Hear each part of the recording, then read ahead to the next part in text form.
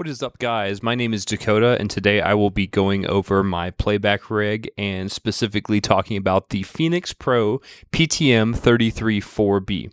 So thank you for checking out, and let's get into it. Jumping straight into my rack case and my playback rig, I want to just go over the main features of this unit and how I got to where I'm currently at in this build. So this all started with the XR18 Air by Behringer. This is our main digital mixer, interface system, everything that we send through our DAW to physical hardware, front of house, and our in-ears, all is communicated by this unit. Fantastic budget unit. We definitely wanted the X32 unit, but it just wasn't in our price range. So this has been more than perfect for what we are using it for. So that's why we chose this one. It has been absolutely fantastic. I would not operate the system without a router though. It does operate off of a built-in antenna. The antenna's integrity as far as the signal is not very good. We are sending this USB to our laptop, and it's also being sent Ethernet to a router, and then the router is patched into a dongle, which the dongle then goes into my computer. So we have a solid connection at all points for communication over the signal itself. Moving on, we invested in these recessed rack ears that you get specifically for the XR18 from Etsy. This gentleman 3D prints these for people, and I picked them up, and they've been fantastic. Like I said, it recesses the entire unit, so all your cables are not protruding past the surface of the case itself. Just makes everything super clean and effective. Super happy with them, and they're only like $20 to $30. Super happy with that purchase. We have a rack case drawer down here where I have a cassette case where all the body packs for the Phenyx Pro go. And these are the body packs themselves down here. Super happy with the build quality on these, and they've just been super sturdy for us. So the unit itself comes with 4 body packs. They send you batteries with it as well too, as well as some small in-ears that I probably wouldn't use live, but it is very nice that they send you the in-ears themselves included. Yeah, we just basically have some backup in-ears in here, some of the affordable KZ in-ears, the Amazon, very famous Amazon in-ears that you can purchase for under $50. They work fantastic. We've been using those for years. Some extra adapters and such, and everything just fits in this drawer for easy access. The unit itself, the PTM33 4B, is racked above the XR18. We have a Furman power conditioner, the M-8X2. We have a rack drawer that's much smaller. In here, have a Best Buy dock that's USB-C in here that connects to my laptop, of course. I've got a solid-state hard drive just for storage, and I always make duplicates of our sessions so that we always have a physical copy of everything on the go, so it's very important that we have that. This dongle does have Ethernet capabilities, so I connect that through the router. The router then connects to the XR18, so we have a hardline network connection to the unit itself at all times. Yeah, we have USB going to the XR18 as well too. On top, I have a Magic Trackpad by Apple. I have the Magic Keyboard by Apple. I have a Acer portable monitor. So I don't need to have my laptop open at any point of our session. Everything is hidden away in that drawer, so it's protected. And I'm super happy with this setup. I don't really think I can really improve anything too much other than moving around the placement. I do want to elevate the in-ear system higher so that the network is better, being elevated more. On the back of the unit, I'll include some photos of the Seismic 16 input rack snake that we're using to patch in vocals, drums, for the drum mics, obviously. Two vocals, drum mics, guitar, and bass. We have some extra room just in case we need to add anything else, like sample pads or anything you could really think of. We have extra inputs for that, so that is pretty much the entire setup. We have the snakes that are going from the seismic audio 16 channel snake going directly into the inputs. I do have a different set of smaller snakes. It's an 8 channel snake that's going to the outputs. Those outputs on one side, they have to be TRS. The back of the Phenyx Pro unit only takes 1/4 inch, so I got XLR coming out of the outputs of the unit going into the back of the Phenyx Pro through TS cables. Those were fairly specific. I'm not sure the name of the smaller snake, but I will list all of these items in the description for anyone that's looking for a recommendation on units to invest in for a affordable in-ear system and playback rig. We have the outputs separated from the inputs of the seismic audio snake. So we like I said, we have 2 different snakes going to the inputs and outputs. So yeah, jumping straight into the Phenyx Pro, we're just going to talk about the value that I see in this unit, as well as thanking Phenyx Pro directly for sending me this unit. This is sponsored by them. So thank you so much for sending me this unit to check out. And I'm going to still give you my very honest thoughts on this unit, as I have played a few shows and done multiple practices with this unit. And I want to talk about the realistic nature of what you might experience buying this unit. When I bought this unit itself, I was very pleased to find out that they already send you the earplugs, they already send you batteries. Everything came very nicely packaged and shipped, and that's a very big thing for me, is getting packages where they're not, the box isn't damaged, no signs of someone sending you a used unit or anything. And I was very happy that I've got a very, very safely secured package with everything included inside. You never know, someone could be investing in one of these setups and immediately need to put it in a rack case and play a show the next day. So the attention to detail that they have with including everything you will need to get started in the system was very important to me. So I do commend them for that. Moving on, we have the entire unit itself runs on a 902 to 928 megahertz frequency. So you have about 26 megahertz of radio frequency bandwidth that you operate in. It does seem fairly limited. However, in my experience, I think that it is a fantastic radio frequency integrity system. I have not had dropout. I have not had any kind of crazy feedback or interference with other frequencies. The only thing I could really think of is that when there's nothing playing, you may hear a little bit of a hum if there's absolutely nothing playing, but that is more than fine for the system that we were looking for. Even if you were just hearing your click track and nothing else, you really won't notice the very small noise floor that this unit has. And I think that might also vary just depending on the power that you have this set up to. So that could vary situation to situation. So you have 10 channels on this unit to switch between as far as the radio frequency channels that you can operate between. And all of those channels are listed on the lower half. So you have channel 1, 2, 3, 4, and that will change each corresponding signal here. So you have, like I said, 10 to choose from with the channels. The group buttons on the top will essentially assign each independent system to a different assignable group. So you can share, for instance, you can share the drummer's in-ear system mix with the guitarist, drummer and bassist, guitar and guitar, whatever the case may be. I'll go a little bit more into detail about that, but it gives you the ability to switch between all of those mixes. Now, this unit does have 4 standalone mixes that you can switch between. That is the grouping that I was mentioning. So it's very nice that you can very easily assign those. And while we're on the topic of assigning those mixes, I'm going to show you how exactly you would do that. This is the body pack itself.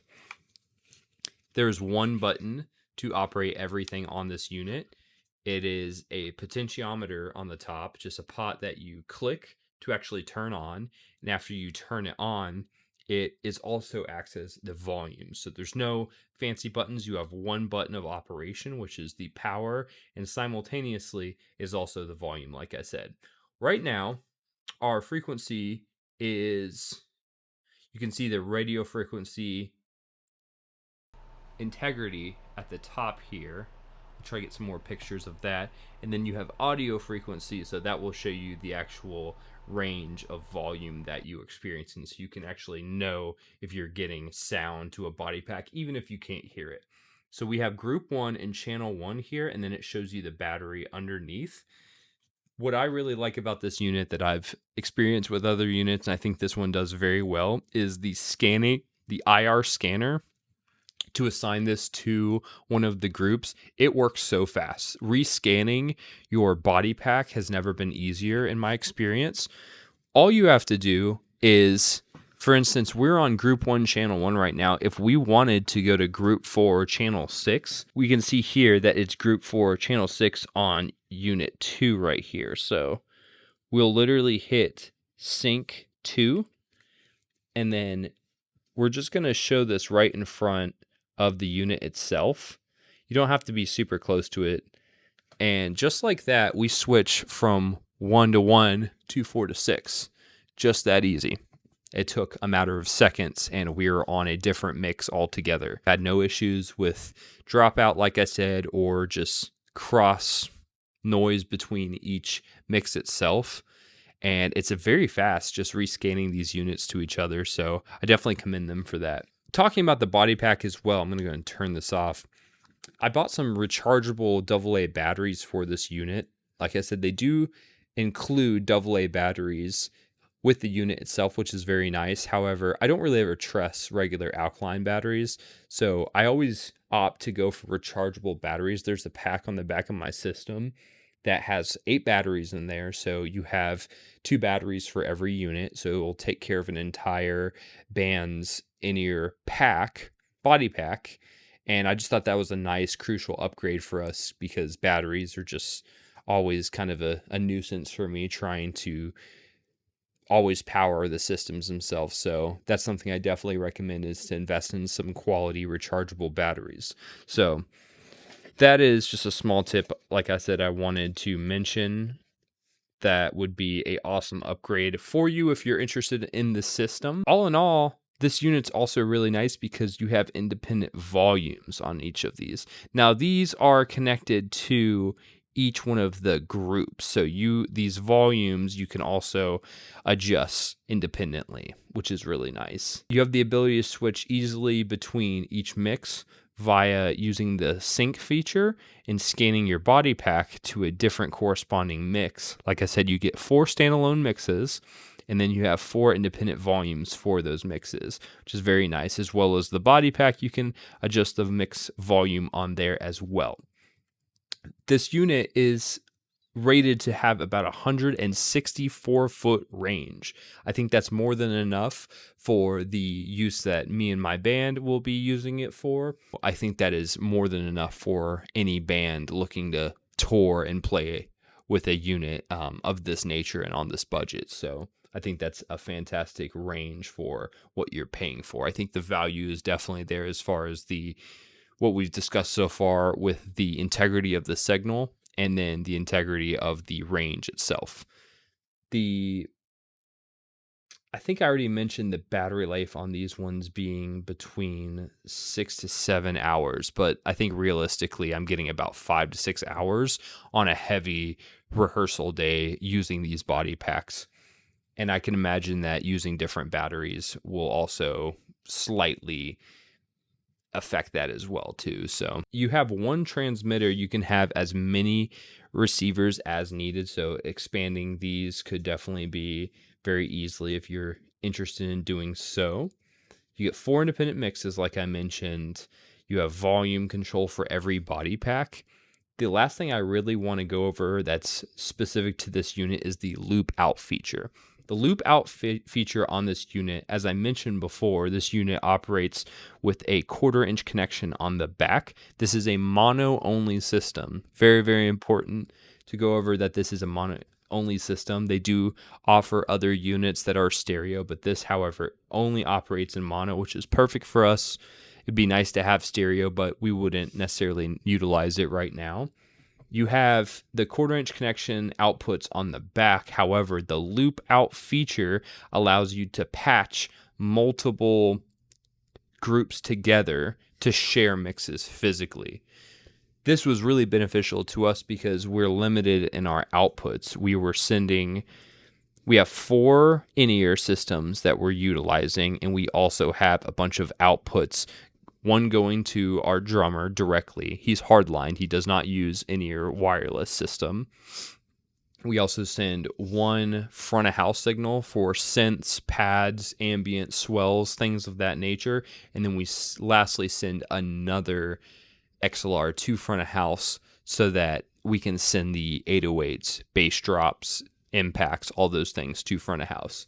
And very quickly, we utilize all of our outputs, and we were actually short one output. What we decided to do was patch 3 and 4 together using the loop out.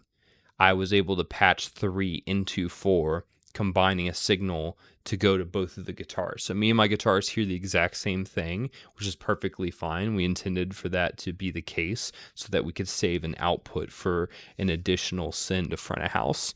And that's a feature that I think was very crucial and happened to work out perfectly in this specific setup. Now, you could also always expand your outputs of your XR18 or 32 unit with a rack snake, but we're talking about a difference of $400 to $600 depending on the quality of the rack snake that you get. So the ability to patch that in on the back of the in-ear system is something that I don't think a lot of in-ear systems actually utilize, and I think that that was a very big selling point for us using that, and it is a legitimate thing that we utilize when we do our mixing and we do our live performances. Overall, I think this is a fantastic unit for anyone looking for a budget system in a band that's looking for a lot of value for not a lot of money. If something that is stereo is a hard negotiation for you and you definitely need a stereo system, they also offer a dual receiver unit that allows you to have a stereo system. You can invest in 2 of those, and then you have 4 body packs going to two transmitter rather, because it's a dual unit for each transmitter. You would be able to combine 4 stereo mixes to your ear, which is super nice. That was not necessarily something that we were thinking was a necessity in my band. And if that's something you're interested in, I would implore you to check out that unit, which I'll link below as well too. But all in all, this was the perfect setup that we could ever really wish for with the budget that we were looking at. And I'm super happy with it. With the 2 shows that we've played with this unit and about 4 or 5 practices that we've had rehearsal with this, we're super happy. And I think the quality that you're getting for this money is absolutely unbeatable. And that is just my genuine 2 cents on this unit. I was looking at purchasing this before I reached out to Phenyx, and I'm very, very thankful for them to do that. However, I would still invest in this unit had they not been so gracious to send me a unit. If you're looking, like I said, for a great system that is going to handle anything you pretty much throw at it, the body packs are very well built. The unit itself is also super, super small, very easy to use. Someone that's completely new to using an IEM system, they can set this up in minutes. Really, it's really not that difficult to set up. There's not menus that you have to search through. It is as simple as assigning your body pack to the group that you want, choosing which channel works best for the frequencies that you're on, given the environment that you are doing your rehearsal or your show in, and then syncing it to your body pack and making sure you have batteries. It is as simple as that. Then you have volume control, and that is literally all of the features digitally on the unit that you can switch between. It's super, super simple. And like I said, I'm super happy with this unit, and I think there's a great amount of value that you get for the money we were comparing this between the X5 system that runs on the 2.4 gigahertz system, which is also what this unit runs off of. We don't necessarily need the 5 gigahertz. We had our guitarist was running the 5 gigahertz X5 U4 system, and we were having the same amount of usability with the 2.4 versus the 5. So I'll let y'all dispute that in the comments, and I'd be happy to be informed if someone else thinks that the 5 is really that much more beneficial in a budget system. But I'm super happy with the 2.4 gigahertz system that this runs on, and we haven't had any dropout, interference, very low static noise when nothing else is going on. But I think that's more than fine for someone that's looking for an affordable system. So yeah, I hope you all enjoyed this video and thought it was somewhat informative. So thank you so much for watching the video. I hope to do more gear reviews and overall just tips when it comes to setting up sound for your band. But I'm still learning just as well as everyone else, and I'm just happy to be here talking with you all about it. So thank you so much.